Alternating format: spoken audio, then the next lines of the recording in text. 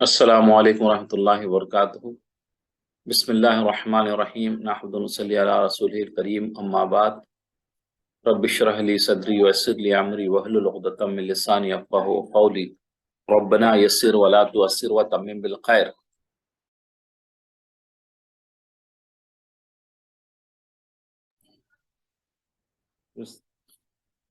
रब्बना यस्सिर व ला तुअस्सिर व तम्मिम बिल खैर। ऐ अल्लाह, आसानी फरमाइए, मुश्किल ना फरमाइए और खैर के साथ मुकम्मल फरमाइए। अल्हम्दुलिल्लाह, सहाबा की सीरीज में आज हम हज़रत सआद बिन अबी वक़ास रज़ियल्लाहु ताला अन्हु के बारे में, आपकी सीरत और आपकी कुर्बानी के बारे में पढ़ेंगे। जैसा कि आप लोग जानते हैं, अशरा मुबशरात के ताल्लुक से कई दफ़ा हम कह चुके हैं कि जिनको दुनिया में ही जन्नत में बशारत दी जा चुकी है उन्हें अशरा मुबशरात कहते हैं। इनमें से सहाबा इकराम रज़ियल्लाहु ताला अन्हुम अजमईन, आप सआद बिन अबी वक़ास रज़ियल्लाहु ताला अन्हु भी शामिल हैं। ये नबी करीम सल्लल्लाहु अलैहि वसल्लम के मामू भी होते थे एक रिश्ते से। आपकी जो दाई हज आपकी वालदा के दूसरी बहन थी, उनके जो है आप वो रिश्ते में भाई लगते थे, आप मामू लगते थे आप।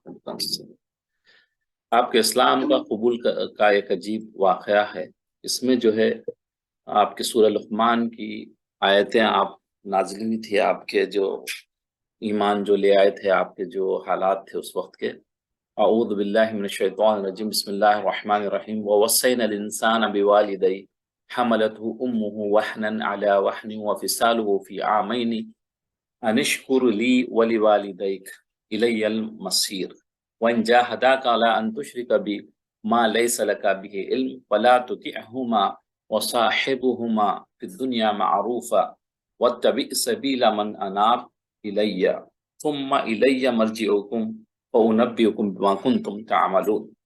और हमने इंसान को इसके माँ बाप के बारे में ताकीद की है। अल्लाह ताला ने जो है ताकीद फरमाई है उसके माँ बाप के बारे में कि इसकी माँ ने सुस्ती और कमज़ोरी पर कमज़ोरी बर्दाश्त की। जब वो पेट में था बच्चा, तो माँ की जो हालत होती है, जो उसकी तकालीफ़ें होती है, एक बोझ बांधा हुआ, जैसे बंदे के अगर से थोड़ा सा खाना भी खाए के थोड़ा ज़्यादा कभी इंसान खाना खाता है तो उसे महसूस होता है कि कितनी तकलीफ़ महसूस करता है वो अपने पेट में। लेकिन जब जो है उससे भी कहीं ज़्यादा वज़नी जो है माँ के पेट में बच्चा जब होता है तो बड़ी तकालीफ़ें होती हैं। उसका सोना, उठना, बैठना, हर चीज़ में तकलीफ़ होती है। और उसके बाद 2 साल में इसका दूध छूटता है। दूध पिलाने की भी जो उसका ड्यूरेशन है 2 साल का, उसमें भी जो है जो भी वो खाती है पहले, सबसे पहले उसमें दूध में तब्दील होता है और वो दूध जो है बच्चे को जाता है। तो माँ जो है अपना दूध जो सेंचती है, जो जिससे वो बड़ा होता है, वो खून से दूध बनता है, दूध से जो है वो बच्चा बड़ा होता है। तो यानी इतनी तकालीफों से माँ पालती है। तो मेरा और अपने माँ बाप का हक माना कर, अल्लाह ताला जो है अपने हक के साथ ही माँ बाप का हक बयान किया है। अपने हक के साथ सबसे सेकंड में माँ का, फिर उसके बाद बाप का। क्योंकि माँ जो तकालीफें से उठा के बच्चे को पालती है, बाप तो फाइनेंशियली मदद करता है, दूसरे किस्म की मदद करता है बच्चे को पालने में, बड़े करने में। लेकिन माँ का जो किरदार होता है वो अल्लाह ताला ही उसके दिल में ऐसी मोहब्बत डालता है। जो माँ अपने बच्चे को अपनी तकालीफों से जो पालती है, रात की नींद हराम हो जाती है, जब बिस्तर गीला होता है तो अपन खुद गीले में सोती है और बच्चे को सूखे में करती है, रात में उठ के उसकी सफाई करती है, उसको वक्फे वक्फे से जो दूध पिलाने का टाइम होता है, कोई कहने की हाजत नहीं होती, वो खुद जो है अपने बच्चे की देखभाल करती है। ये तो सब सारी ये मोहब्बत जो डाली है अल्लाह तबारक व तआला ने डाली है। जब अल्लाह ताला मोहब्बत अगर निकाल दे तो फिर जो है पता चलता है कि औलाद को कैसे कौन पालता है। लेकिन अल्लाह तबारक ताला का निज़ाम है, वो उसमें मोहब्बत डालता है माँ के दिल में, क्योंकि आखिर मुझी तक वापस आना है। अल्लाह तबारक ताला जो है अपने हक के बाद माँ का हक, फिर बाप का हक बता के कह रहे हैं कि तुमको आखिरकार दुनिया में चाहे तुम 60, 70, 80, 100 साल की जिंदगी गुजारो, लौट कर मेरे ही पास आना है। अगर वो दोनों तुझ पर इस बात का जोर डालें कि तू ऐसी चीज को मेरा शरीक ठहरा दे कि माबूद होने की दलील तेरे पास नहीं है, अगर میرے علاوہ کسی اور کو پوجنا، اسے خدا ماننا، اس کو گاڈ ماننا، اس کو اللہ ماننا، اگر سے وہ کریں تو پھر ان کی بات نہ مانیں، بقیہ ان کی ہر بات میں ان کی بات کو ماننا۔ ہاں اگر دنیائی معاملات میں بھلی طرح ان کا رفیق اور ہم صحبت اور شخص کی راہ چل جو میری طرف رجوع ہوا، یہ اس میں جو ہے نا ماں باپ کی دین کے تعلق سے آپ کوئی بات کو اللہ کے خلاف یا نبی کے خلاف ہو رہی تو اس کو آپ نہیں مان سکتے۔ بقیہ دوسری ہر ماں باپ کی دنیائی اعتبار سے جو بھی آپ کو حکم دے اس حکم کو تعمیل کرنا ضروری ہے۔ یہ سورہ لقمان کی آیتیں تھیں جو ابھی خاص سعد بن ابی وقاص رضی اللہ تعالیٰ عنہ کے بارے میں تھے۔ اس نزول جو شان کریم نزول ہے اس آیت کا، ایک کم عمر نوجوان انوکھا اور عجیب واقعہ ہے۔ جس نوجوان کا یہ واقعہ بیان کیا جا رہا ہے وہ مکہ مکرمہ کے بہت ہی اونچی نسبت والے خاندان سے تھے، شریف تھے آپ، اور ان کی عزت کی نگاہ سے لوگ ان کو دیکھا کرتے تھے۔ ان کی جو کمیونٹی تھی اس میں جو ہے ان کو عزت کا احترام کرتے تھے۔ جس وقت اسلام مکہ مکرمہ میں پھیلنے لگا اس وقت سعد بن وقاص کی عمر بہت نوجوان تھے، چھوٹی عمر کے تھے۔ وہ بڑے نرم نازک مزاج تھے اور والدین کے بے انتہا فرما بردار بھی تھے، اور خاص طور پر اپنی والدہ سے وہ بہت زیادہ محبت کرتے ہیں۔ اکثر بچوں کا حال ہوتا ہے کہ والد سے بھی زیادہ ماں سے محبت ہوتی ہے، کیونکہ ماں کی محبت شفقت والد سے زیادہ ہوتی ہے، اور ان کا طریقہ کار ماں کا جو ہے نرم رویہ رہتا ہے بنسبت والد کے، تو اس لیے جو ہے اکثر بچے جو ہے ماں سے زیادہ محبت کرتے ہیں۔ تو آپ بھی جو ہے اپنی ماں سے بہت زیادہ محبت کرتے تھے۔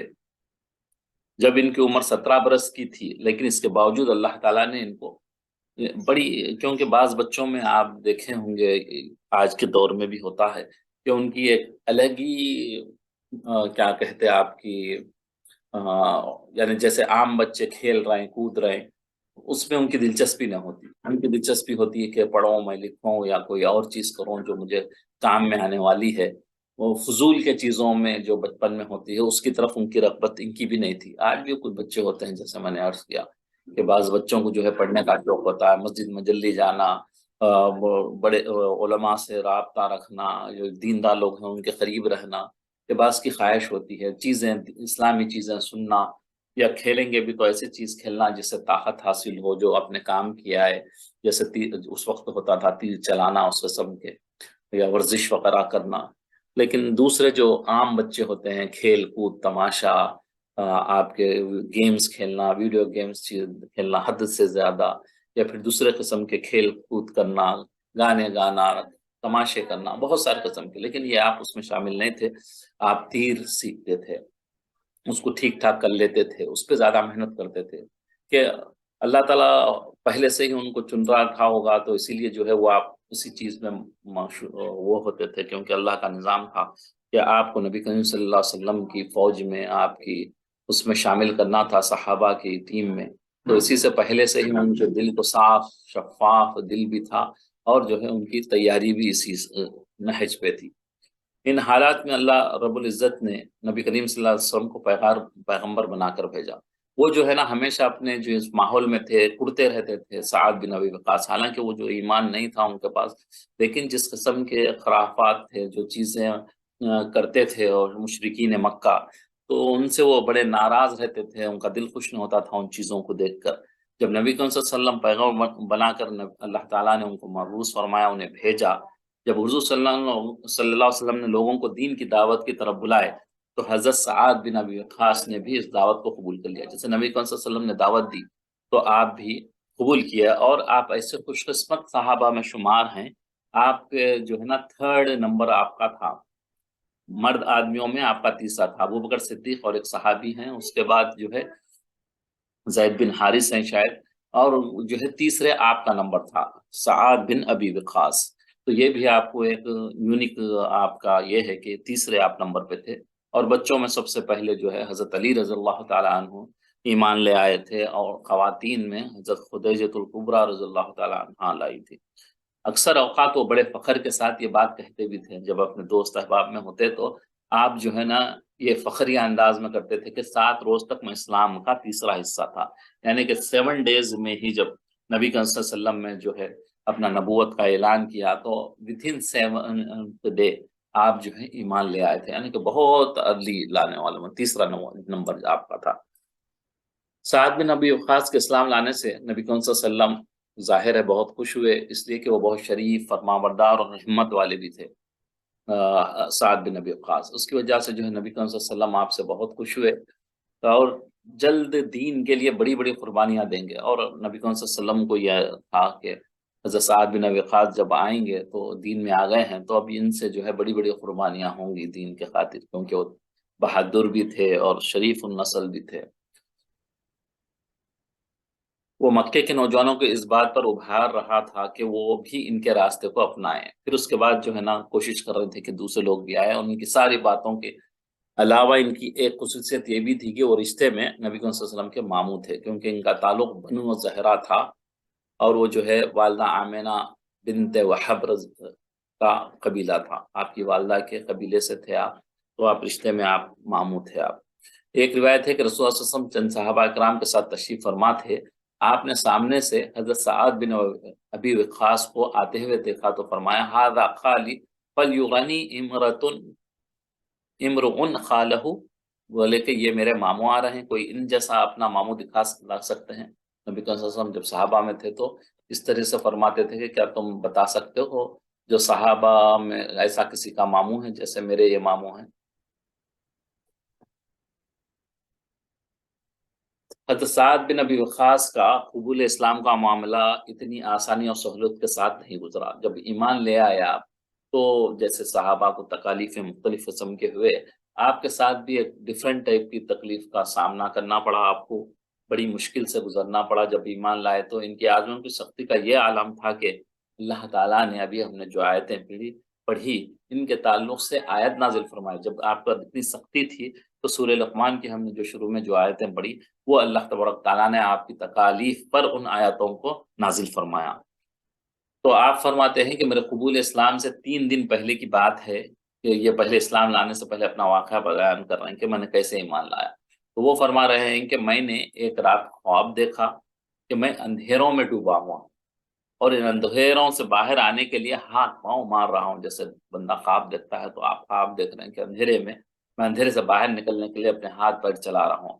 اچانک ایک چاند میرے سامنے ظاہر ہوا، مون جو ہے مجھے نظر آیا، سامنے آیا میرے، میں اس کی طرف چل پڑا۔ میں یہ دیکھ کر حیران رہ گیا کہ مجھ سے پہلے چند لوگ اس چاند تک پہنچ گئے ہیں۔ وہ چاند کی طرف میں بڑھا تو دیکھا کہ وہاں پہ زید بن حارثہ آلریڈی ہیں، اور جو ہے ابو بکر صدیق رضی اللہ تعالیٰ عنہ ہیں، زید بن حارثہ ہیں، اور ابن ابی طالب علی رضی اللہ تعالیٰ عنہ بھی ہیں۔ ان سے میں نے پوچھا کہ بھئی آپ لوگ یہاں کب سے ہیں؟ تو انہوں نے کہا کہ ابھی، یعنی کہ الساعۃ، ہم ابھی آئے ہیں۔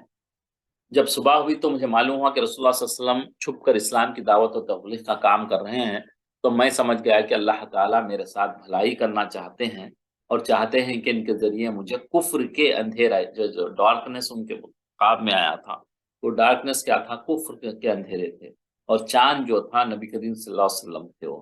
تو اس کے سے آپ جو آلریڈی جو اسلام قبول کر لیے تھے وہ 3 صحابہ تھے۔ تو میں فوراً ان کی تلاش میں نکل پڑا۔ آپ مجھے محلے جیاد کی گھاٹی میں ملے۔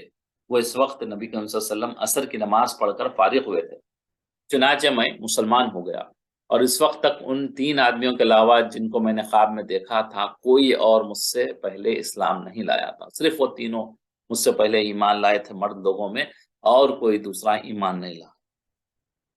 پھر آپ نے فرمایا کہ میرے قبول اسلام کی خبر سنتے ہی میری والدہ، میری ماں بہت سخت ناراض ہو گئی مجھ پہ۔ میں ایک فرما بردار بیٹا تھا، ان کا خدمت گزار کرتا تھا میں ان کی، مجھے اپنی والدہ سے بے پناہ محبت بھی تھی۔ انہوں نے اپنے انتہائی غیظ و غضب کا اظہار، بہت ناراض ہوئی اپنے بیٹے سے، جب ایمان لائے تو بہت ناراض ہوئی، اور وہ کہنے لگی کہ اے سعد، یہ کیسا دین ہے جو تم نے اختیار کیا ہے، جس نے تم کو تمہارے ماں باپ کا جو دین تھا، جو ہم دین پہ چلتے تھے، اس کو چھوڑ دیا۔ اللہ کی قسم تم اپنے اس نئے دین کو چھوڑ دو، ورنہ کیا کروں گی میں، مرتے دم تک کھانا پینا چھوڑ کر، یعنی کھانا پینا بھوک ہڑتال کر دوں گی میں۔ اس کے بعد چاہے تو ہے میری اسی میں جان چلے جائے، میں کھانا پینا نہیں کھاؤں گی، یا تو تم اپنے اسلام دین کو چھوڑ کر واپس ہمارے پھر سے دوبارہ دین میں آ جاؤ، یا نہیں آئیں گے تو میں کھانا چھوڑ کے اپنی جان دے دوں گی۔ اس وقت تمہارا سینہ غم کی وجہ سے پھٹ جائے گا۔ اب بیٹے کو بول رہے ہیں کہ بھئی اگر ایسا ہو گیا میں مر گئی تو تمہارا سینہ غم سے بھر جائے گا، پھٹ جائے گا، تمہیں بہت تکلیف ہوگی، پھر جو ہے تم کو شرمندگی کے مارے تم ہمیشہ پریشان ہوں گے، اور لوگ تم کو تانا دیں گے کہ بھئی تم نے جو ہے نا تمہاری وجہ سے تمہاری ماں مر گئی۔ چنانچہ میں نے ان سے کہا کہ ماں ایسا نہ کرو، کیونکہ میں کسی بھی قیمت پر اپنے دین کو نہیں چھوڑ سکتا۔ آپ یہ نہ کریں، کیونکہ میں جو دین اپنایا ہوں اس سے مجھے اتنی محبت ہے، میں اس کو اب یہ دین کو نہیں چھوڑ سکتا۔ لیکن وہ اپنی دھمکی پر پورے کرنے پر جم گئی، انہوں نے دھمکی جو دی تھی کہ بھوک ہڑتال کروں گی تو اس پہ جم گئی، انہوں نے کھانا پینا سب چھوڑ دیا۔ آخر کئی روز کی مسلسل فاقہ کشی، کنٹینیوسلی جو ہے نا بھوکی تھی وہ، تو اس کی وجہ سے ان کا جسم بھی دبلا ہو گیا، ہڈیاں کمزور ہو گئی اور اعضاء ڈھیلے۔ بندہ اگر کھانا پینا نہیں کھایا تو کمزوری آ جائے گی، چلنے پھرنے کی بھی دقت ہو جائے گی۔ میں تھوڑے تھوڑے وقفے کے بعد ان کے پاس جا کر کہتا کہ کچھ کھا لو ماں، مگر وہ سختی سے انکار کر دیتی اور قسم کھا کر کہتی کہ یا تم اپنا دین چھوڑ دو، یا جو ہے میں اپنا کھانا پینا چھوڑ دوں گی یہاں تک کہ میری جان چلی جائے۔ اس وقت میں نے ان سے کہا میری والدہ محترمہ، دیکھیے آپ کیسے یہاں پہ مخاطب ہو رہے ہیں، حالانکہ کافرہ ماں ہے، آپ سے اتنی ناراض ہیں، آپ کی محبت کے باوجود بھی وہ جو ہے دین کو نہیں اپنا رہے ہیں، تو آپ غصے میں نہیں آئے، بلکہ والدہ کے ساتھ میری والدہ محترمہ، بے شک میں آپ کے ساتھ بہت محبت کرتا ہوں، شدید محبت کرتا ہوں، لیکن اللہ اور اس کے رسول کی محبت مجھے آپ کی محبت سے زیادہ ہے۔ بولے کہ آپ کی محبت آپ کو میں بہت چاہتا ہوں، بے پناہ چاہتا ہوں، لیکن آپ سے بھی زیادہ میں جو ہے اللہ اور اس کے رسول سے محبت ہے۔ اللہ کی قسم، اگر آپ کی 1000 جانیں ہیں، یعنی کہ 1000 آپ کی جانیں بھی ہیں، اور وہ سب جانیں ایک ایک کر کے نکل جائیں، تب بھی یعنی آپ ایک بار زندہ ہو مرے، زندہ ہو مرے، 1000 بار ہو جائے آپ کے ساتھ، آپ 1000ویں بار بھی مر جائیں ایسے، تب بھی میں اپنے دین سے پیچھے نہیں ہٹوں گا۔ آپ اگر ایک بار مر رہی ہیں، نہیں بلکہ 1000 بار بھی اگر آپ مریں گی تو میں یہ دین کو چھوڑنے والا نہیں۔ جب والدہ نے یہ میرا اٹل یعنی پکا ارادہ دیکھا، فیصلہ سن لیا، میں پکا کھڑا ہوں، ثابت قدم ہوں، تو ان کو یقین ہو گیا کہ میں اپنے دین کو کسی حال میں چھوڑنے والا نہیں ہوں۔ تو آخر کار وہ اپنی قسم کو توڑ دی اور کھانے پینے پر مجبور ہو گئے۔ اسی موقع پر اللہ تعالیٰ نے یعنی سعد بن ابی وقاص کے لیے یہ آیت نازل کی تھی، وَإِن جَاهَدَاكَ عَلَىٰ أَن تُشْرِكَ بِي مَا لَيْسَ لَكَ بِهِ عِلْمٌ فَلَا تُطِعْهُمَا وَصَاحِبْهُمَا فِي الدُّنْيَا مَعْرُوفًا۔ تو یہ اور وہ کچھ پر یعنی جو ان کی والدہ جو دباؤ ڈالیں کہ میرے ساتھ کسی ایسے کو شریک کرے جسے تو نہیں جانتا، تو ان کی بات ہرگز نہ مان، اور دنیا میں ان کے ساتھ نیک برتاؤ کرو۔ حکم یہ ہے کہ آپ ماں مشرک بھی ہو، پوجا کرتی ہو یا اللہ کی نافرمانی کرتی ہو، لیکن بیٹے اور ماں کا جو رشتہ ہے اس میں کوئی تبدیلی نہیں ہونا چاہیے، ان کے ساتھ جو برتاؤ کرنا ہے، ان کے جو حقوق ادا کرنا ہے، چاہے وہ کوئی بھی ہو، آپ کی والدہ ہے خلاص ہو گئی بات، اگر وہ مشرک ہے، اللہ کو نہیں ماننے والی ہے، اللہ آپ کے خلاف اور اللہ کے خلاف والی ہے، تو بھی اس کے جو حقوق ہیں وہ حقوق کو آپ کو کرنا ہے۔ غزوہ بدر میں یہ دو بھائی تھے، سعد بن ابی وقاص، اور ایک ان کے بھائی تھے آپ کے عمیر بن ابی وقاص۔ یہ دونوں جو ہے نا جب اسلام قبول کیا، اور اسلام اور مسلمانوں کے لیے انتہائی خیر و برکت کا دن تھا جب یہ دونوں اسلام لے آئے۔ حضرت سعد بن ابی وقاص جب ایمان لائے، غزوہ بدر کے موقع پر حضرت سعد بن ابی وقاص اور ان کے بھائی حضرت عمیر بن ابی وقاص نے بہادری دکھلائی، وہ یاد رکھنے کے قابل ہے۔ حضرت عمیر رضی اللہ عنہ اس وقت ایک کم عمر نوجوان تھے، جب رسول اللہ صلی اللہ علیہ وسلم نے مسلمانوں کی ایک لائن بنا دیے تھے، نبی صلی اللہ علیہ وسلم نے حکم دیا تھا کہ بھی جنگ پہ جانا ہے، جو بھی جانا چاہتے ہیں وہ آ جائیں، تو سب لائن میں کھڑے ہو گئے تھے۔ یہ دو بھائی بھی اس لائن میں کھڑے ہو گئے تھے، کیونکہ یہ لوگ عمر کے کم تھے تو اپنے پنجوں پہ کھڑے ہوتے تھے، اس سے پہلے بھی شاید میں نے یہ ہم پڑھ چکے ہیں۔ تو یہ لوگ جو ہے پیروں پہ کھڑے ہوتے تھے تاکہ جو ہے ان کا قد اونچا دکھے نبی کریم صلی اللہ علیہ وسلم کو، اور وہ جو ہے ان لوگوں کو سلیکٹ کرے، جہاد کا ایسا شوق ہوتا تھا ان لوگوں کو۔ تو جب رسول اللہ صلی اللہ علیہ وسلم مسلمانوں کی جماعت کا معائنہ کیا تو حضرت عمیر چھپ گئے، انہیں اس بات کا ڈر تھا کہ اگر آپ کی نگاہ پڑ گئی تو مجھے چھوٹا سمجھ کر واپس لوٹا دیں۔ یہاں پہ چھپنے کا ہے بعض کتابوں میں جو ہے آپ اپنے پنجوں پہ کھڑے ہوئے تھے تاکہ آپ بڑے نظر آئے.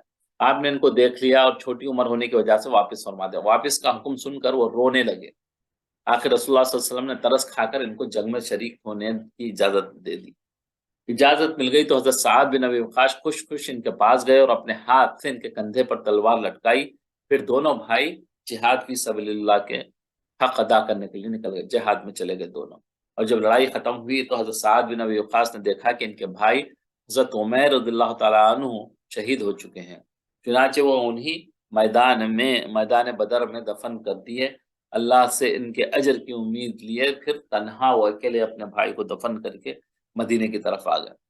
غزوہ احد میں جب مسلمان ادھر ادھر تتر بتر ہو گئے تھے، یہاں تک کہ آپ کے ساتھ صرف چند صحابہ کھڑے ہوئے تھے. آپ کی جو بالکل تعداد میں 10 تھے، 10 صحابہ بچ گئے تھے، تو حضرت سعد بن ابی وقاص نے ہمت کے ساتھ اپنی کمان سے رسول اللہ صلی اللہ علیہ وسلم کی حفاظت کی. جو تیر اور کمان سے جو ہے آپ دشمنوں کو مارتے تھے، اس وقت ان کی کمان سے نکلا ہوا جو تیر ان کی کمان سے نکلتا تھا، سیدھے جا کے جیسے ہی لگتا تھا کوئی مشرک کو تو وہ تیر لگتے ہی وہیں مر جاتا تھا. اس میدان میں ان کا کوئی نشانہ بھی خطا نہیں ہوا. جب رسول اللہ صلی اللہ علیہ وسلم نے ان کو اس چاند سے تیر اندازی کرتے ہوئے دیکھا تو یہ کہہ کر ان کو مزید حوصلہ دے رہے تھے نبی صلی اللہ علیہ وسلم. ارم سعادی ارمی سعادی فدا کا ابی و امی. اللہ اکبر. نبی صلی اللہ علیہ وسلم کہہ رہے ہیں کہ میرے ماں باپ تجھ پہ قربان، تیر چلاؤ سعاد، تیر چلاؤ سعاد، تیر چلاؤ، میرے ماں باپ تم پر قربان. اللہ اکبر. نبی صلی اللہ علیہ وسلم بول رہے ہیں کہ اپنے ماں باپ آپ پہ قربان، تیر چلاؤ. حضرت سعد بن ابی وقاص زندگی بھر رسول اللہ صلی اللہ علیہ وسلم کی زبان مبارک سے نکلے ہوئے جملے کو فخر سے کہتے تھے. آپ حضرت علی رضی اللہ تعالیٰ عنہ کے بارے میں فرماتے کہ ما سمعت نبی صلی اللہ علیہ وسلم یفدی احدا بابویہ الا لسعد فانی سمعت یوم احد یقول ارمی سعد فداک ابی و امی. تو آپ فرما رہے ہیں کہ بھائی میں نے سوائے سعد کے نبی صلی اللہ علیہ وسلم کو کسی کے لیے فرماتے ہوئے نہیں سنا کہ اللہ اکبر. کتنا بڑا جملہ ہے، میرے ماں باپ تم پر قربان ہو. نبی صلی اللہ علیہ وسلم فرما رہے احد کے دن میں حضور صلی اللہ علیہ وسلم کو یہ فرماتے ہوئے سنا ہے، سعد تیر چلاؤ، میرے ماں باپ تم پر قربان ہو. حضرت سعد بن ابی وقاص اس وقت اپنی عظمت کی بلند ترین چوٹی پر پہنچے. جب ایرانیوں کے ساتھ جنگ ہوئی تو اس وقت جو ہے آپ اپنی عظمت، آپ کی بڑائی کی جو ہے ایک دم چوٹی اوپر تھے، آپ پیک پہ تھے. آپ جب حضرت عمر فاروق نے ایرانیوں کے خلاف ایک فیصلہ کن جہاد کا ارادہ کیا تو ایسا فیصلہ کن جہاد جو ایران کی سرزمین سے بت پرستی کو اکھاڑ کے پھینکنے کے لیے تھا. یہ چنانچہ انہوں نے اپنے سارے گورنروں کو حکم دیا کہ بھائی لوگوں کو جمع کرو، کون کون جو گھوڑے چلانا جانتے ہوں، جو بہادر ہوں، جو اچھی صلاحیت والے ہوں، جنگ کی جو ہے اس میں جنگ کے ماہر ہو جو لڑنے کے لیے، اور شعر شاعری کرنے والے ہو تاکہ جو ہے جو فوجی ہیں ان کو حوصلہ اونچا ہو، ان کا بلند ہو، اس کے لیے شعر شاعری ہو، اور اچھی تقریر کرنے والے ہو، خطاب کرنے والے ہو تاکہ جو ہے لوگوں کے جذبہ اونچا ہو اور لڑنے میں آسانی ہو. اس کے اندر کوئی ایسی صفت ہو تو یہ سب کو جمع کرو، وہ لے کے ہم جو ہے جنگ میں جائیں گے. حضرت عمر کے اس حکم کی اطاعت میں ہر طرف مسلمان جو ہے جمع ہوئے. اس کام کے مکمل ہو جانے کے بعد حضرت عمر نے بڑے صحابہ سے مشورہ کیا کہ اس لشکر کا امیر کس کو بنائے. تو سب نے کہا کہ سعد بن ابی وقاص. چنانچہ حضرت عمر نے ان کو اپنے پاس بلایا اور لشکر کا جھنڈا ان کے ہاتھ میں دیا. جب یہ لشکر لے کے مدینہ طیبہ سے روانہ ہوئے تو حضرت عمر ان کو الوداع کہنے اور ان کے امیر کو نصیحت کرنے کے لیے کھڑے ہوئے. اس موقع پر انہوں نے حضرت سعد بن ابی وقاص کو خطاب کرتے ہوئے کہا، حضرت عمر نے جب جاتے وقت بولے کہ اے سعد، تمہیں یہ بات کسی قسم سے دھوکے میں مبتلا نہ کر دے کہ تم نبی صلی اللہ علیہ وسلم کے ماموں ہو، صاحب رسول اللہ ہو، کہ جان نثار صحابی کے معزز القاب سے پکارا جاتا ہے. یاد رکھو اللہ تعالیٰ کبھی برائی کو برائی کے ذریعے نہیں مٹاتے، بلکہ وہ ہمیشہ برائی کو نیکی سے مٹاتے ہیں. تو اے سعد، بے شک اللہ تعالیٰ اور کسی بندے کے درمیان اطاعت اور فرما برداری کے سوا دوسرا کوئی رشتہ نہیں ہے اللہ کے پاس. اللہ اکبر. تو یہ مبارک لشکر ان شان سے اپنی منزل کی طرف روانہ ہوا کہ اس میں 99 وہ خوش قسمت 99 ایسے خوش قسمت صحابہ شریک تھے جن کو حق و باطل کے بدر میں شرکت کا موقع ہوا تھا. سب سے پہلی جو جنگ تھی بدر کی، اس میں جو شریک ہوئے تھے اس میں بھی 99% وہی صحابہ تھا. 310 سے کچھ اوپر صحابہ تھے جو بیت رضوان اور اس کے بعد کے غزوات میں رسول اللہ صلی اللہ علیہ وسلم کے ساتھ تھے. 300 حضرات نے جو فتح مکہ میں نبی کریم صلی اللہ علیہ وسلم کے ساتھ تھے، ان کے علاوہ ان لوگوں کی تعداد 700 تھی جن کو صحابہ اکرام کی اولاد ہونے کا شرف تھا. جب اس وقت جو ہے نا 700 ہو گئے تھے یہ، اس میں جو ہے ان کے بچے وغیرہ بھی شامل ہو گئے تھے. حضرت سعد مدینہ طیبہ سے روانہ ہو کر قادسیہ پہنچے، ایک علاقہ ہے، اور فوج کو وہاں جمع کیا. کوفے کے قریب میں 45 kilometres away from Kufa Qadisiyyah ہے، وہ کوفہ کے، جہاں مسلمانوں اور ایرانیوں کے درمیان سخت جنگ ہوئی، لڑائی ہوئی، جس میں مسلمانوں کو زبردست فتح حاصل ہوئی، جس کے بعد ایرانی کسی میدان میں مسلمانوں کے سامنے جم نہ سکے. یوم حریر کے موقع پر مسلمانوں نے ایرانیوں پر آخری اور فیصلہ کن ضرب لگانے کا پختہ ارادہ کیا. چنانچہ انہوں نے دشمنوں کو چاروں طرف سے گھیر لیا اور لا الہ الا اللہ، اللہ اکبر کے نعرے لگاتے ہوئے ہر سمت سے ان کی صفوں میں گھس گئے، اور جو ہے نا اب وہ ایران کو فتح کر لیا اس طریقے سے بڑی بہادری کے ساتھ. اور جو ہے اس جنگ میں بے شمار مال غنیمت ملا، بہت سارا میان میرا، اور ایرانی مقتولین کی تعداد کا اندازہ آپ اس بات سے لگا سکتے ہیں، جو لڑائی جو ہوئی تھی دریائے قادسیہ میں ڈوب کر مرنے والوں کی تعداد صرف 30,000 تھی.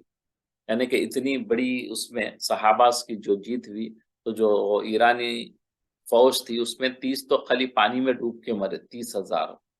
اللہ تعالیٰ نے سعد بن ابی وقاص کو طویل عمر، لمبی عمر دی تھی، کثیر مال، بہت سارا مال دیا تھا.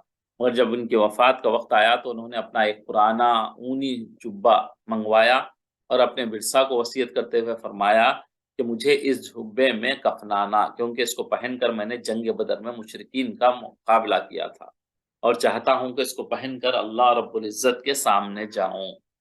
تو آپ جو ہے جو پہنتے تھے اب آیا، وہ اس کو جو ہے آپ لے کے کفنانے کے لیے آپ نے فرمایا اپنے دو وارثین کو. یہاں پہ بڑوں کی قدر کریں، ہمیں والدین کی قدر اور عزت کرنی چاہیے، ماں باپ کی عزت کرنی چاہیے، ان کے ہر جائز بات کو ماننا چاہیے، اور فرض ہے یہ بات کو ماننا، والدین کی جو کہیں اس بات کو ماننا فرض ہے. جیسے کہ حضرت سعد بن ابی وقاص کے بارے میں یہی تھا کہ بھئی آپ جو آیت ہم نے پڑھی تھی اس میں آپ اطاعت اللہ کے یا شرک کرنے کے لیے کہہ رہے ہیں تو وہ اطاعت نہیں کرنا، یا اسلام کے بارے میں الٹا غلط تم اس کا وہ دے رہے ہیں اس چلنے کے لیے، تو اس بات کو نہیں ماننا. بقیہ ہر بات کو ماں باپ کی اطاعت کرنا ہے، چھوٹوں پر شفقت کرنا ہے. نبی کریم صلی اللہ علیہ وسلم نے فرمایا کہ جو بڑوں کی عزت نہ کرے اور چھوٹوں سے شفقت نہ کرے وہ ہم میں سے نہیں ہے. بات بات پہ چھوٹے بڑے ہیں تو آپ بات بات پہ بچوں کو ڈانٹنا، بھائی بہن کو ڈانٹنا، یہ نہیں کرنا چاہیے. جیسے کہ فرض کرے آپ کے پاس کوئی اپنا چھوٹا بھائی یا بہن جو ہے آپ کے پاس کچھ ہوم ورک لے کے آیا اور آپ کو دکھا رہا، تو آپ اس کے جو ہے نا خالی کیڑے نکال کے آپ اس کو جو ہے نا اس پہ تنبیہ نہیں کرنا، اس پہ غصہ نہیں کرنا، بلکہ اس نے جو غلطی کی ہے اس کو ٹھیک کر دینا ہے. لیکن جو اچھے جو چیزیں کی ہے اس کی تعریف تو کرنا چاہیے تاکہ اس کی حوصلہ افزائی ہو. اگر اس نیت سے ہم بچوں کی یا آپ ماں باپ اپنے بچوں کی کریں یا بھائی بہن اپنے بچوں کی کریں، بھائیوں کی کریں، تو بھی یہ نیت یہ رکھیں کہ نبی کریم صلی اللہ علیہ وسلم کا سنت ہے. انشاءاللہ تو سنت زندہ کرنے کا ثواب بھی ملے گا اس میں. اور کیا ہوگا کہ بھائی جیسے آپ نے سعد بن نبی وقاص کو فرمایا تھے ارمی سعد ارمی فدا کا بھی امی، یعنی نبی کریم صلی اللہ علیہ وسلم اتنی بڑی ہستی فرما رہے ہیں کہ وہ ان کو حوصلہ افزا کر رہے ہیں، ان کو انکریج کر رہے ہیں کہ بھائی آگے بڑھو، میرے ماں باپ آپ پہ قربان ہیں، تیر چلاؤ کر رہے ہیں. تو یعنی پھر بندہ کیسی بہادری دکھائے گا، کیسا چل کے آگے بڑھے گا. تو اسی لیے جو ہے آپ بھی اپنے بچوں کو ہو یا بھائی بہن اپنے ایک دوسرے کو ہو تو انکریج کریں تاکہ جو ہے ان کی جو ایبلٹیز ہے جو اندر چھپی ہوئی اس کو ابھرے، وہ اور اچھی طریقے سے اپنے ایبلٹیز کو نکھارے. تو یہ بھی ایک سنت کہہ کر آپ کریں. جیسے ماں جو ہے کوئی پکوان کرتی ہیں تو اس کو اپریشیٹ کریں، بولیں کہ ہاں بھائی بہت لذیذ بنا ہے. زبان سے کہہ دیں، اگر خدا نہ خواستہ خراب بھی بنا ہے تو زبان سے کہہ دینے میں وہ خراب تو نہیں ہو، ٹھیک تو نہیں ہو جائے گا، لیکن دل اچھا ہو جائے گا ماں کا. تو آپ اس کو یہ کہہ دیں کہ ہاں بھائی ماشاءاللہ بہت لذیذ بنا ہے. یا بھائی بہن کوئی ایک دوسرے کو کوئی چیزیں لائی ہے تو آپ اس کی تعریف کر دیں. کوئی گفٹ چھوٹا ہی صحیح کوئی اگر لا کے دیا ہے تو آپ اس کی تعریف کر دیں کہ ماشاءاللہ بہت اچھا ہے، مجھے پسند آیا ہوگی. تو جب اس کا دل رہے گا تو نیکسٹ ٹائم اس کا حوصلہ افزائی ہو کر وہ اس سے اچھی چیز آپ کو لانے کی کوشش کرے گا. پھر اگر سے آپ اس کو یہیں ڈسکریج کر دیں گے تو نیکسٹ ٹائم بولے گا بھائی پسند نہیں آیا تو مت لو یار، چھوڑ دو. تو یہ جو ہے نا اس سے محبت میں دراڑ پیدا ہوتی ہے، دوری کھچاؤ پیدا ہوتا ہے. لیکن آپ اس کی اپریشیٹ کر دیں گے، اگر جھوٹے منہ جیسے کہتے ہیں وہ بھی کہہ دیں گے تو اس کا دل رہ جائے گا، اور نیکسٹ ٹائم اس سے اچھی چیز لانے کی کوشش کرے گا. اس سے جو ہے سب سے مین لنک جو ہے محبتیں اس سے بڑھیں گی. اللهم صل على سيدنا محمد وعلى ال محمد كما صليت على ابراهيم وعلى ال ابراهيم حميد مجيد. نبی کریم صلی اللہ علیہ وسلم کی اسوہ حسنہ میں ہم آگے پڑھتے ہیں. پچھلی بار ہم نے جو ہے تیمم وغیرہ کے بارے میں پڑھا تھا، تو آج جو ہے نماز کے بارے میں حضرت عبداللہ بن قرط رضی اللہ تعالیٰ عنہ سے روایت ہے کہ رسول اللہ صلی اللہ علیہ وسلم نے ارشاد فرمایا کہ سب سے اول چیز کا سوال بندے سے ہوگا، وہ کیا ہے؟ نماز ہوگا. آپ کی آخرت میں کیا ہوگا؟ جب اللہ تعالیٰ سوال جواب کریں گے بندے سے تو سب سے پہلے جو سوال ہوگا تیری نماز کے بارے میں. اگر وہ ٹھیک اتر گئی تو جیسے پہلے بھی ہمارے بڑے بولتے تھے آپ کو، کہ آپ سے بھی بولتے ہوں گے، جب آپ ٹیسٹ دینے جاتے ہیں تو آپ پہلے کوشچن پیپر پڑھتے ہیں، پڑھنے کے بعد آپ کو سب سے بیسٹ آنسر آتا ہے جس میں آپ کو امید ہے کہ میں 100% مارکس دے گا مجھے. تو آپ کیا کرتے ہیں؟ سب سے پہلے اپنا بیسٹ کوشچن کا آنسر لکھتے ہیں اپنی شیٹ میں، اور جب وہ جو آپ کو چیک کرنے والا ہوتا ہے آپ کے پیپرز کو، تو وہ بھی پہلے جو ہے نا پڑھتا ہے تو اس پہ امپریشن بڑھ جاتا ہے، تو ارے بھائی اس نے بہت اچھا کیا ہے. تو اس کا جو ہے بعد میں نیچے جیسے جیسے آتا ہے، یہ انسانی فطرت ہے، تو وہ اتنا اسٹرکٹلی جو ہے نا چیزوں کو نہیں دیکھے گا. پہلا دیکھ لیا تو اس کا امپریشن بڑھ گیا تو دوسرے چیزوں کو بھی جو ہے نا آسانی سے اچھے مارکس دے گا. خیر اللہ تبارک و تعالیٰ تو جانتے ہیں، لیکن یہاں پہ اللہ فرما رہے ہیں کہ اپنے حدیث مبارکہ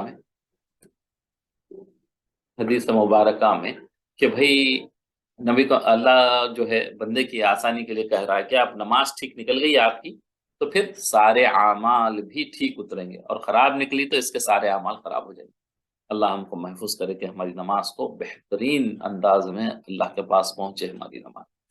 حضرت عبادہ بن صامت رضی اللہ عنہ سے روایت ہے کہ رسول اللہ صلی اللہ علیہ وسلم نے ارشاد فرمایا کہ 5 وقت کی نمازیں اللہ نے فرض کی ہیں، جس نے ان کے لیے اچھی طرح وضو کیا اور ٹھیک وقت پر ان کو پڑھا، اور اس کا سجدہ رکوع برابر کیا جیسے کرنا ہے، برابر جھکا، برابر اٹھا، پورا اطمینان کے ساتھ، اور خشوع و خضوع کی صفت مینس آپ کا جو ہے باڈی کے جو ایکشنز ہے اس میں بھی خشوع و خضوع نظر آنا ہے. جیسے آنکھ ہے، آپ ادھر ادھر دیکھ رہے ہیں، تو بعض لوگ کھڑے ہیں تو نماز میں ادھر ادھر دیکھتے ہیں، نہیں، آپ کی نظر جو ہے آپ جہاں پہ سجدہ کر رہے ہیں آپ وہاں پر پڑی رہے، آپ کی نظر ادھر ادھر نہ جائے، اور بار بار کھجا رہے ہیں، ہاتھ ہلا رہے ہیں، ہل رہے ہیں آپ اپنی طریقے سے، یہ ظاہری خشوع و خضوع آپ کا نہیں ہے. اس کا مطلب آپ بالکل یعنی کیا کہنا چاہیے، بالکل آپ کھڑے ہیں تو سیدھے کھڑے ہیں، ہلنا اولنا نہیں ہے آپ کا، کھجانا نہیں ہے، غیر ضروری جو ہے ادھر ادھر کھجا رہے ہیں وہ بھی نہیں ہے، تو پھر آپ کا خشوع و خضوع ہے. ایک سوئی کے ساتھ اگر سے آپ نماز پڑھیں تو پھر کیا ہوگا؟ جب اگر خشوع و خضوع کی صفت میں پڑے گا تو ان کو ادا کیا تو ایسے شخص کے لیے اللہ تعالیٰ کا پکا وعدہ ہے کہ وہ اس کو بخش دے گا. اگر کوئی ایسی نماز پڑھتا ہے جس میں خشوع و خضوع ہے اور جو ہے وہ جھولتا ہلتا کرتا نہیں، اپنے وضو کو اچھی طریقے سے ادا کیا ہوا ہے، تو کیا ہوگا؟ اس کو اللہ تعالیٰ بخش دے گا. اور جس نے ایسا نہیں کیا اور نماز کے بارے میں کوتاہی کی تو اس کے لیے اللہ تعالیٰ کا کوئی وعدہ نہیں ہے.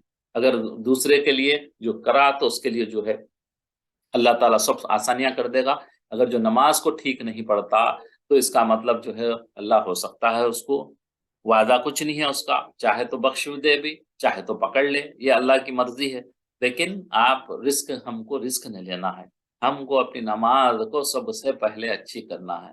کیسے پڑھنا ہے اس کو، اور جو صورتیں پڑھ رہے ہیں کوشش کرنا ہے کہ اس کا ٹرانسلیشن ہم کو یاد رہے تاکہ ہمارا ذہن نہ بھٹکے. اگر آپ ٹرانسلیشن یاد ہے، آپ کو تجوید پہ غور کر رہے ہیں تو آپ کا کنسنٹریشن بنا ہوا رہتا، ادھر ادھر نہیں جاتا. تو کوشش کرنا ہے ہم جو صورتیں جتنی یاد ہیں اس کو ٹرانسلیشن ترجمے کے ساتھ پڑھنے کی کوشش کرنا ہے. اب یہ جو ہے نا 5 وقت کی نمازیں ہیں، اس میں لمبی میں اس کو نہیں پڑھتا، بلکہ میں آپ کو مختصر بریفلی بتاتا ہوں کہ حضرت جبرائیل علیہ السلام نے نبی صلی اللہ علیہ وسلم کو نمازوں کے اوقات پڑھائے تھے. اول وقت میں فجر، پھر میکسیمم کہاں تک پڑھ سکتے آپ، وہ ایسے ہی ظہر میں فرسٹ کہاں سے اسٹارٹ کر سکتے ہیں آپ؟ تو اسی لیے آج دنیا میں مختلف جگہوں پہ مختلف ٹائمنگ ہے. جیسے انڈیا میں کی بات لے لیں آپ، یہاں پہ تو ایک ٹائم پہ ہوتی ہے جو شروع کا ٹائم ہوتا ہے، لیکن انڈیا میں چلے جائیں گے آپ، اگر سے ظہر جو ہے 12:30 کو اذان ہوتی ہے، تقریباً 12 بجے 1 بجے سے نمازیں شروع ہو جاتی ہیں، لگ بھگ 3 ساڑھے 3 تک نمازیں چلتی ہیں. یعنی کہ بالکل آخر وقت بھی کسی کا مس ہو جائے یا کوئی دور تھا، اس کی جماعت کی اہمیت کی وجہ سے یہ ڈسٹریبیوشن ہے اپنے انڈیا میں، تاکہ جو ہے لوگ مصروفیت ہوتے ہیں تو وہاں پہ تو کاروبار یہاں کی طرح پہلے جیسے یہاں پہ بند ہو جاتا تھا کاروبار، تو ایک وقت میں جا کے بندہ ایک وقت نماز پڑھ لیتا تھا. لیکن انڈیا کا ماحول وہ نہیں تھا کہ مختلف لوگ کام کر رہے ہیں، کام بند نہیں کر سکتے، گاہک آتے ہیں، تو ان کے لیے یہ سہولت دی گئی تھی کہ وہ کچھ اسٹاف جو ہے 1 بجے کی نماز پڑھے، دوسرا اسٹاف جا کے 1:30 بجے پڑھ لے، اس کی جماعت نہ جائے، اس کی وجہ سے وہ سہولت دی ہوئی ہے. تو وہ ٹائم جو ہے حضرت جبرائیل السلام نے نبی کریم صلی اللہ علیہ وسلم کو سکھایا تھا کہ بھئی یہ ٹائم پہ آپ نماز شروع کر سکتے ہیں اور دوسرے ٹائم پہ نماز ختم کر سکتے ہیں. تو اس میں ہم کو یعنی کہ ذہن میں یہ نہیں آنا چاہیے کہ یہ صحیح ہے وہ صحیح نہیں ہے، نہیں، دو بھی صحیح ہے. اول وقت میں بھی پڑھنا صحیح ہے اور آخر وقت میں بھی مجبوری میں پڑھا جا سکتا ہے. نماز میں تاخیر کی ممانعت ہے 3 چیزوں کی. علی رضی اللہ عنہ کی روایت ہے کہ رسول اللہ صلی اللہ علیہ وسلم نے فرمایا کہ 3 چیزوں میں تاخیر نہ کرو. 3 چیز کیا ہے؟ جب وقت کا نماز کا وقت آ جائے تو فوری نماز پڑھ لو، ایسا نہ ہو کہ آپ مشغولیت ہو گئی نماز مس ہو جائے آپ کی، جب ٹائم قریب آیا تو اب تیز تیز سجدے مار رہے ہیں، خشوع خضوع نہیں ہے، ایسا نہیں. نماز کا وقت آ گیا تو فوری آپ نماز پڑھ لو. دوسرا، اگر کسی کوئی فوت ہو گیا تو اس کو جلدی سے جلدی تیار کرو، جنازہ جب تیار ہو کر آ جائے تو اسے جلدی کرو، قبرستان پہنچا دو جلد سے جلد. اگر وہ نیک ہوگا تو اس کی جو ہے آگے کی جو ہے فیصلہ اللہ کا جو ہے اس کے ساتھ ہوگا، اگر بد ہوگا تو بھی اس کا جو اللہ نے جو اس کو فیصلہ کرنا ہے وہاں تک پہنچا دینا ہے. تو اس لیے جو ہے کسی کا انتظار نہیں کرنا چاہیے. جتنی جلدی میت قبرستان پہنچتی ہے اتنی نیک بخت ہے، اتنی اچھی کہتے ہیں علماء کہتے ہیں کہ جس کا تجہیز و تکفین فٹافٹ ہو جائے، جلد سے جلد ہو جائے، وہ نیکوں والا ہوتا ہے. ورنہ جو ہے بعض دفعہ فلانے آ رہے ہیں انہوں آ رہے ہیں، کون آگے کیا کرتا بھائی، انتقال ہو گیا خلاص ہو گئی بات. جو اصل کام ہے وہ کرنا چاہیے. انتظار آ کے دیکھ کے کیا کرے گا بیٹا، اس کی بھی چہرہ دیکھ کے بھی وہ بھی ڈرے گا میت کا، تو کوئی یہ ہوگا اس سے. تو اتنی چیزیں ہوتی ہیں بعض دفعہ تو اللہ معاف فرمائے یہاں سے اپنے ملکوں کو بھیجتے ہیں، اس میں جو ہے کھولتے ہی جو ہے بدبوئیں آتی ہیں، تو اس سے بچنا چاہیے. اسی لیے جو ہے جہاں مرے، حدیث مبارکہ میں ہے کہ جو شخص جہاں مرے وہیں تدفین کرے اس کو، لیکن یہاں مرا تو لے کے جا رہے ہیں اتنی دور، یہ جو ہے دین کا حکم نہیں ہے. اس میں جلدی کرنی چاہیے جتنا جلدی ہو سکتے. اس کے بعد تیسرا یہ ہے کہ اگر خدا نخواستہ کسی کا شوہر مر جائے یا شوہر سے یعنی جدائی ہو جائے تو اسے جلد سے جلد نکاح کر دینا چاہیے.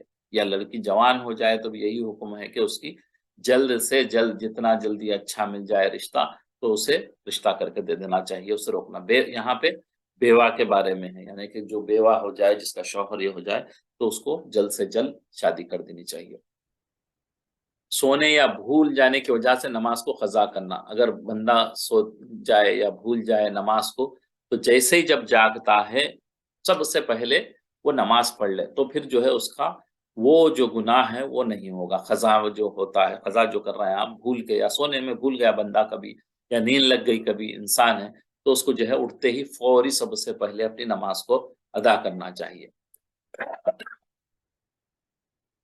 حضرت ابو ذر غفاری رضی اللہ عنہ فرماتے ہیں کہ رسول اللہ صلی اللہ علیہ وسلم نے مجھ سے فرمایا تمہارا کیا حل ہوگا اور کیا رویہ ہوگا جب ایسے غلط اور خدا ترس جو اب سلسلہ ہے ہمارے حکمرانوں کا، سب بخوبی جانتے ہیں، جو اللہ کے خدا ترس میں شامل نہیں ہیں، جو نماز کو مردہ اور بے روح کریں گے. یعنی ان کی نمازیں خشوع خضوع اور آداب کے اہتمام سے نہیں ہوں گی، یا وہ نمازوں کو ان کے صحیح وقت کے بعد پڑھیں گے. میں نے عرض کیا آپ کا میرے لیے کیا حکم ہے، اگر یہ ہونے لگے تو میرے کو کیا کرنا چاہیے، ایسی صورت میں مجھے کیا کرنا چاہیے؟ آپ نے فرمایا تم وقت آ جانے پر اپنی نماز پڑھ لو، اس کے بعد اگر ان کے ساتھ نماز پڑھنے کا موقع آئے تو ان کے ساتھ پڑھ لو، یہ تمہارے لیے نفل ہو جائے گی. اگر اس قسم کے لوگ ہیں دنیا میں کہ بھائی نہ ہی ان کے پاس خشوع خضوع ہے نمازوں میں، نہ کچھ ہے، تو آپ اپنی پہلے نماز پڑھ لیں، یا ایسا ہو سکتا ہے قریب ایسے حالات بن جائیں دنیا کے، تو آپ اپنی نماز پڑھیں، پھر جا کے جماعت میں پھر بھی شامل ہونا ہے آپ کو مرد کے لیے. دوسری نماز کا انتظار کرنا. ایک بار مغرب کی نماز کے بعد کچھ لوگ عشاء کی نماز کا انتظار کر رہے تھے. ایک دفعہ نبی کریم صلی اللہ علیہ وسلم کے دور میں ایک مغرب کی نماز کے بعد عشاء کی نماز کا انتظار کرتے ہوئے بیٹھے تھے لوگ. تو نبی کریم صلی اللہ علیہ وسلم تشریف لائے اور آپ اس قدر تیز چل کر آئے کہ آپ کی سانس پھول رہی تھی. نبی کریم صلی اللہ علیہ وسلم آپ نے فرمایا لوگوں خوش ہو جاؤ، تمہارے رب نے آسمان کا ایک دروازہ کھول کر تمہیں فرشتوں کے سامنے کیا اور فخر کے طور پر فرمایا دیکھو یہ میرے بندے ایک نماز ادا کر چکے اور دوسری نماز کا انتظار کر رہے ہیں. یعنی اللہ تبارک و تعالیٰ اتنا خوش ہوتے ہیں کہ بندہ ایک نماز سے بیٹھا ہے دوسری نماز کے انتظار میں. تو نبی صلی اللہ علیہ وسلم فرمایا رہے تھے صحابہ کو کہ بھائی خوش ہو جاؤ آپ لوگ، آج آپ کا رب آسمان کے ایک دروازے کو کھول کر فرشتوں کے سامنے کیا اور فخر کے طور پر کہا کہ دیکھو میرے بندوں کو نماز. تم نے تو کہا تھا کہ یہ اتنے نافرمان ہوں گے، سرکش ہوں گے، لیکن یہ دیکھو میری نماز کے انتظار میں بیٹھے ہیں کہ دوسری نماز آئے تو نماز پڑھیں گے. اتنی اللہ تبارک تعالیٰ خوش ہوتے ہیں. جمع بین الصلاتین مینس دو نمازوں کو جمع کر کے پڑھنا. حضرت عبداللہ بن مسعود سے مروی ہے کہ وہ فرماتے ہیں کہ میں نے رسول اللہ صلی اللہ علیہ وسلم کو کبھی نہیں دیکھا کہ آپ نے اس کے غیر وقت میں وقت نہیں ہے لیکن ملا کے پڑھ رہے ہیں، یقت ہو گیا دو نمازیں ملا کے پڑھ رہے ہیں، ایسا میں نے کبھی نہیں دیکھا. مگر مغرب اور عشاء کو دو نمازوں کو صرف مزدلفہ میں جمع کر کے پڑھے. جیسے احادیث میں ہے کہ آپ حج پہ ہیں تو یہ دو جگہ جمع کر کے نمازیں پڑھتے ہیں، اور عرفات میں جب جاتے ہیں مزدلفہ میں جب واپس آتے ہیں تو اب پڑھتے ہیں مغرب اور عشاء. اور عرفات میں اسی طریقے سے ظہر اور عصر کی نمازیں جمع کر کے پڑھتی ہیں، اور یہ جمع صرف حج کے موقع پہ ہے نہ کہ سفر کی وجہ سے. حضرت ابن عمر سے مروی ہے کہ انہوں نے کہا کہ نبی کریم صلی اللہ علیہ وسلم نے یعنی کہ دو نماز جمع کر کے کبھی آپ پڑھے نہیں سوائے حج کے علاوہ کبھی نہیں پڑھے. پہلی ہاں البتہ یہ کرتے تھے نبی کریم صلی اللہ علیہ وسلم، جیسے آپ ظہر کی نماز پڑھنی ہے، آپ کو سفر میں ہیں آپ تو عصر کی اذان ہونے سے 15 منٹ پہلے آپ کوئی جگہ پہنچیں اور وہاں اپنی نماز ظہر پڑھیں. جیسے آپ نماز ادا کریں گے 15 منٹس میں آپ کی عصر کی اذان ہو جائے گی، پھر عصر کی اذان ہوتے ہی آپ عصر کی نماز پڑھ کے آپ اپنے سفر کو جا سکتے ہیں. یہ ہے مقصد. جمع بین الصلاتین مین جو نمازوں کو جوڑنا ہے. تو یہ طریقہ حنفی علماء کے پاس یہی ہے جو احادیث سے ابھی میں نے پڑھا، یہ احادیث ہیں. لیکن عرب علماء کبھی بھی جو ہے دو ملا کے پڑھ لیتے ہیں. جیسے ہی ظہر ہے، ظہر کا ٹائم ہی ہے، اب عصر کا ٹائم ہی نہیں آیا تو دونوں ایک ساتھ پڑھ لیتے. لیکن حنفی علماء میں تھوڑی سی احتیاط اور باریکی ہے کیونکہ یہ حدیث کے مطابق ہے. تو اس میں جو ہے آپ جیسے میں نے کہا ظہر کی نماز پڑھنی ہے، آپ کو عصر بھی پڑھنا ہے سفر میں، تو آپ ظہر کو اتنا لیٹ پڑھیں گے کہ عصر کا وقت قریب ہو 15 منٹ پہلے اذان کے.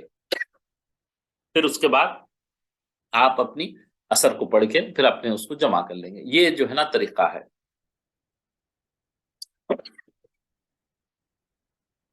عبداللہ بن وقادی رضی اللہ تعالیٰ سے مروی ہے کہ ایک بار سفر میں حضرت ابن عمر سے مؤذن نے کہا الصلاۃ. بن عمر نے فرمایا چلتے رہے یہاں تک کہ غروب شفق سے پہلے اتریں گے. یعنی مغرب کا نماز ادا کرنا ہے تو بالکل قریب جا کے پڑھیں گے یہاں تک کہ شفق غائب ہو گئی.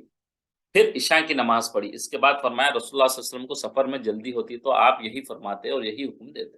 دو جیسے ملاتے تھے ویسے جیسے میں نے ابھی عرض کیا اسی طریقے سے ملاتے تھے. حضرت عقبہ بن عمر فرماتے ہیں، عامر فرماتے ہیں کہ 3 وقتوں میں نماز پڑھنے سے رسول اللہ صلی اللہ علیہ وسلم نے منع فرمایا ہے. وہ کون سی ہیں؟ انہی اوقات میں مردوں کو دفن کرنے سے بھی یعنی نماز جنازہ پڑھنے سے بھی منع فرمایا ہے. کیسے؟ 3 جگہ پہ 2 چیزوں کو 3 دفعہ پہ، ایک نماز اور ایک جنازے کی نماز، دونوں بھی جو ہے نا منع فرمائے. کب؟ جب طلوع آفتاب ہوتا ہے، جب سن رائز ہوتا ہے، اور جب زوال آفتاب یعنی کہ سورج جو بالکل 12 کلاک جو ہوتے ہیں جب وہ بالکل سر پہ ہوتا ہے آپ کے، وہ بھی منع ہے. نہ ہی نماز پڑھنی چاہیے نہ ہی جنازے کی نماز پڑھنی چاہیے.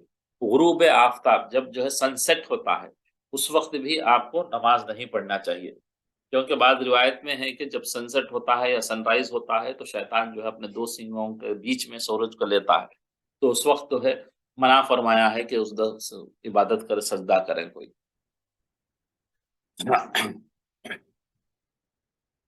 اللہ اکبر کبیرہ. تو اب انشاءاللہ ہم اپنی کلاس کو یہیں پہ ختم کرتے ہیں. इंशाअल्लाह ज़िंदगी बाकी तो अगली क्लास में मुलाकात होगी। अल्लाह ताला जो कुछ हमने सुना है उस पर अमल करने की तौफीक नसीब फरमा, और हम सबको अल्लाह की ऐसी इबादत, ऐसी नमाज पढ़ने की सआदत नसीब फरमा जैसे कि हम अल्लाह को देख रहे हैं। ऐसी हमारी सिफत को पैदा फरमा, खुशू खुशू की ये लेवल बना दे हमारे लिए कि हम जब नमाज पढ़ते हों तो सिर्फ हमें अल्लाह देख रहा हो या अल्लाह को हम देख रहे हैं, ये सिफत हमें पैदा हो जाए। और सारी अल्लाह ताला हमको ये सआदत और तौफीक बख्शे कि हम जो नमाज में पढ़ते हैं, जो सूरतें पढ़ते हैं, जो दुआएं पढ़ते हैं, उसके माने और मतलब हमको बिल्कुल समझ में आए, ताकि हमारी नमाजों में खुशू खुशू पैदा हो। ऐ अल्लाह, दीन के लिए हम सबको कबूल फरमा, दीन की इशाअत के लिए हमको कबूल फरमा, दीन को फैलाने के लिए हमको कबूल फरमा। या अल्लाह, जिस जिसके हमने हुकूक को पामाल किया है, तो अपनी उनकी तरफ से, हमारी तरफ से उनको जो है उसका बेहतरीन बदला अता फरमा। या अल्लाह, जिनकी हमने ग़ीबतें की हैं हमको माफ़ फरमा और उनको बेहतरीन बदला अता फरमा। या रब्बुल आलमीन, सारी उम्मत जो परेशान हाल हैं उनकी परेशानी को दूर फरमा। जो जेलों में फंसे हैं, ऐ पाक परवरदिगार, उनके जेलों से रिहाई के फैसले फरमा। या अल्लाह, जो परेशान हाल हैं, जिनके घर गिरने के करीब हैं, जो परेशानी में मुसलमान हैं, ऐ अल्लाह, तो अपने गैब से उनकी मदद फरमा। ऐ अल्लाह, उनकी गैब से मदद फरमा, उनके हालात को बेहतर फरमा। या अल्लाह, जो प्रोग्राम बना रहे हैं इस्लाम और दीन के खिलाफ, या अल्लाह उनके उसमें नाकाम फरमा। या अल्लाह, मोमिनीन और मुसलमान की मदद फरमा। या अल्लाह, या करीम, आपके हाथ में सारे इंसानियत के क़ुलूब हैं, उंगलियों के बीच में आपके सारे क़ुलूब हैं। उन क़ुलूब को बदल दीजिए, सबको दीन पे दाइम और कायम फरमा दीजिए। ऐ अल्लाह, हमारे बच्चों को दीन का दाई बनाइए, नबी का सिपाही बनाइए। या अल्लाह, कुरान का शहदाई बनाइए, कुरान की दावत को लेकर जाने वाला बनाइए, कुरान के हुकूक को पूरा करने वाला बनाइए। ऐ रब्ब करीम, या अल्लाह, तो अपने करम, तो अपने रहम से जो बीमार हैं उनको शिफाए कामिला अता फरमाइए। या अल्लाह, जो इस दुनिया से जा चुके हैं हमारे बुजुर्ग, हमारे बड़े, अल्लाह उनकी खबरों को नूर से भर दीजिए, उनकी खबरों को इतना कुशादा फरमा दीजिए जहाँ तक उनकी नज़र पहुँचती है। अल्लाह, आप उन जन्नत की खिड़कियां खोल दीजिए। ऐ पाक परवरदिगार, आप बड़े करीम, आप बड़े रहीम हैं। ऐ अल्लाह, जिसने एक दफ़ा भी आपका नाम लिया हो, या अल्लाह, उन सब को भी तू माफ़ फरमा दे। आपका नाम जलाला इतना अजीम है, उसकी बरकत से या अल्लाह उन सब को माफ़ फरमा दीजिए, उनकी क़ब्रों में नूर भर दीजिए। ऐ अल्लाह, हिसाब किताब का मामला आसान फरमा दीजिए। जो मंजिलें आने वाली है हमारी और उनकी, सबको आसान फरमा दीजिए। हम बहुत कमज़ोर नातवा हैं, बेशक हम नाफरमान हैं। ऐ अल्लाह, हमने जो है कोई दिन ऐसा नहीं छोड़ा जिसमें हमने आपकी नाफरमानी ना की हो। या अल्लाह, कोई घड़ी हमने ऐसी नहीं छोड़ी जिसमें आपकी और आपके नबी की नाफरमानी की हो। ऐ अल्लाह, आप गफूर रहीम हैं, आप बड़े बख्शने वाले हैं, आप माफ़ करने वाले हैं।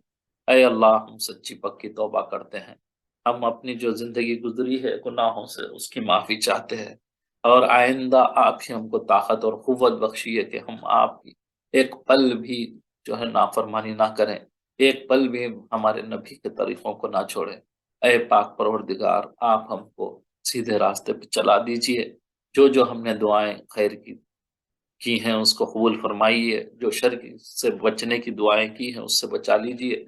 ऐ अल्लाह, ऐ पाक परवरदिगार, नबी करीम सल्लल्लाहु अलैहि वसल्लम और जो उलमाए उम्मत ने खैर की तरफ से जो दुआएं की हैं उन सब में हमारा हिस्सा अता फरमाइए, और जिन शुरूर से महफूज रहने की दुआएं फरमाई हैं उसमें हमारा हिस्सा फरमाइए। ऐ अल्लाह, अल्लाहुम्मा अग़फ़िर लिल मोमिनीन वल मोमिनात यौम यक़ूमुल हिसाब। सुब्हानक अल्लाहुम्मा बिहम्दिका नशहदु ला इलाहा नस्तग़फ़िरुका व अतूबु इलैक। सुब्हान रब्बिका रब्बिल इज़्ज़ति अम्मा यसिफ़ून व सलामुन अलल मुरसलीन वल्हम्दुलिल्लाहि रब्बिल आलमीन।